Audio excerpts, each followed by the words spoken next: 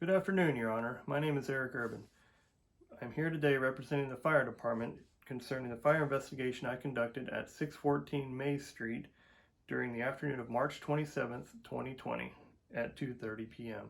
Located at the address of the fire scene as a single-family residence under normal use prior to the fire occurrence.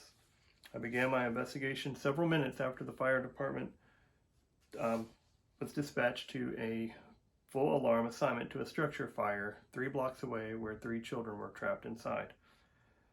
Upon my arrival, the family residing at the home had also departed the scene. As with every investigation I conduct, I began my investigation with the exterior of the home, taking many photographs. Afterwards, I entered the home to conduct the interior examination. Smoke damage and burn patterns led me to determine the area of origin was located behind the TV within the living room. The heaviest fire damage was found in this area. Photographs were taken of this area and damage found throughout the living room leading into the kitchen. As I was walking the living room, dining room, kitchen, and bedrooms, I noticed that many personal items appeared to be missing, and there was evidence that items had been staged. There were several areas on some of the walls where it looked like photographs and pictures had been removed. And I also saw what appeared, it also looked like a vase had been removed from the top of a shelf, and the bookcase was emptied of all books.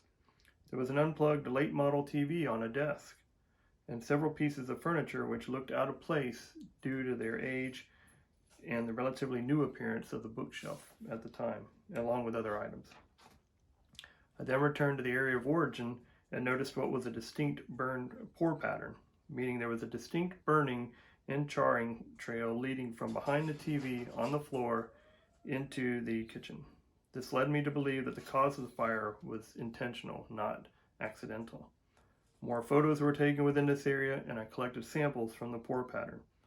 After the collection of the samples, I notified law enforcement of my intent to charge the homeowner with intentionally setting this fire. Interestingly, as I wrapped up my scene documentation, the homeowner arrived with an attorney. This action by the homeowner raised my suspicion even further that the fire had been set intentionally. The attorney stated I made entry into the home without permission and that all evidence must be suppressed due to the chain of custody. The attorney further stated the homeowner's constitutional rights, including the Fourth Amendment, were violated against warrantless searches and seizures. Your Honor, I'm asking the court to accept the evidence collected during my investigation. The evidence includes photographs, diagrams of the fire-damaged area, and the samples collected within the pour pattern area.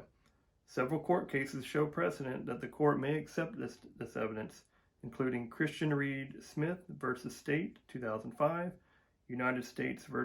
Veltman, 1994, Calm v. Smith, 1985, and Johnson v.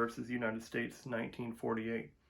As part of the court's decision in Johnson v. United States, 1948, the court wrote, "Exceptional circumstances may exist which will require immediate action rather than seeking a prior judicial determination of probable cause, i.e. obtaining a warrant.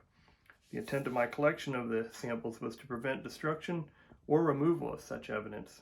I had reason to believe this would occur based on the way the home was staged and how personal items had been removed.